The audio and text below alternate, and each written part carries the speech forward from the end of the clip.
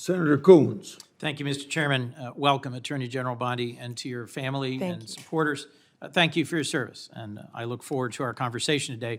I have a simple three-factor test when considering the executive branch nominees before us. Do you have the qualifications and experience to do the job, policy views to do the job in the best interest of the American people, and the character and integrity to conduct your job, and yours in particular, with the independence that the role requires? You demonstrably have the relevant experience. I understand we will not see eye to eye on some or even many policies, but we had a constructive conversation last week about our shared interest in fighting the opioid epidemic, countering human trafficking, criminal justice reform, and supporting law enforcement.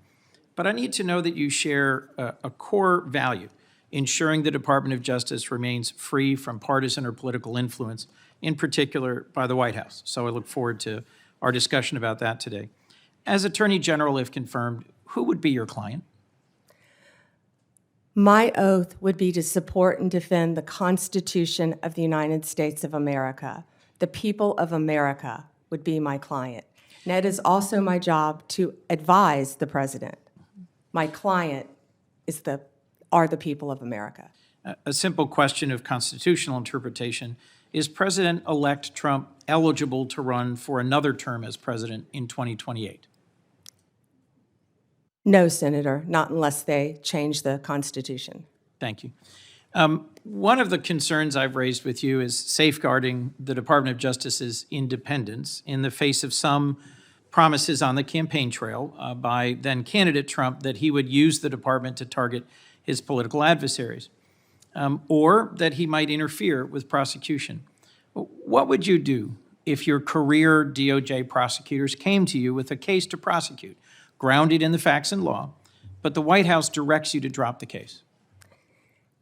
Senator, if I thought that would happen, I would not be sitting here today. That will not happen, will not happen.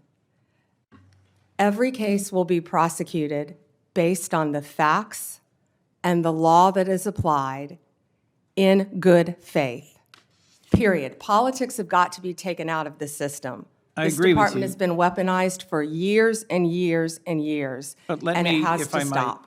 thank you. Let me, if I might, Madam Attorney General, refer you back to Senator Durbin's opening comments about previous attorneys general, our former colleague Jeff Sessions, Bill Barr. I don't think it's credible to say that it may never happen that the president-elect would direct an unethical or illegal act. I think both of those attorneys general found themselves crosswise with the then president by doing things he didn't welcome or approve of. Just answer the question for me, if you would. I know you may not expect it. I know you wouldn't have accepted this nomination if you thought it possible. But let's imagine that once again, President-elect Trump issues a directive or order to you or to the FBI director that is outside the boundaries of ethics or law. What will you do? Senator, I will never speak on a hypothetical, especially one saying that the president would do something illegal. What I can tell you is my duty, if confirmed as the Attorney General, will be to the Constitution and the United States of America. And the most important oath, part of that oath that I will take, are the last four words, "So help me God." Given the importance of that oath, I hope you can understand the importance of repeated questions from some of us about the importance of having independence in the Department of Justice. It has a long tradition of independent special prosecutors, especially to handle high-profile or often political cases. If you got credible evidence of a criminal violation by a White House official, including even the president, would you bring in a special prosecutor?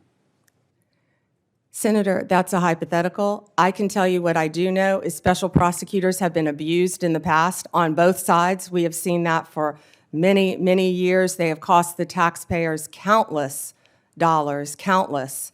And I will look at each situation on a case-by-case basis and consult the appropriate career ethics officials within the department to make that decision. Attorney General, do you think special counsels need to be confirmed by the Senate?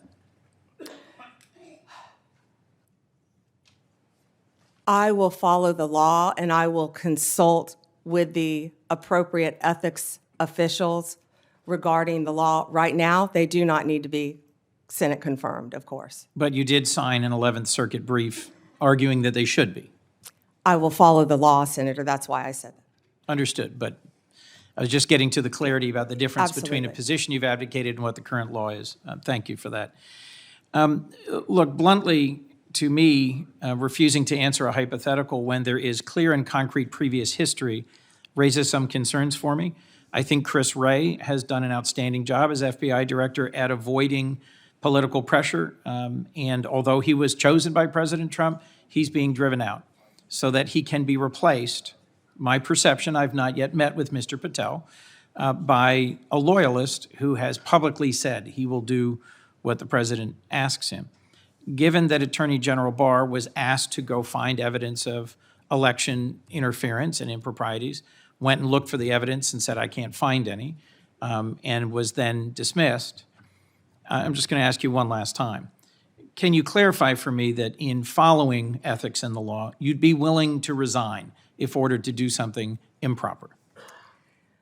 Senator, I wouldn't work at a law firm. I wouldn't be a prosecutor. I wouldn't be attorney general. If anyone asked me to do something improper and I felt I had to carry that out, of course I would not do that. That's one of the main things you learn when you're a young prosecutor is to do the right thing. And I believe that has continued with me throughout my very long career.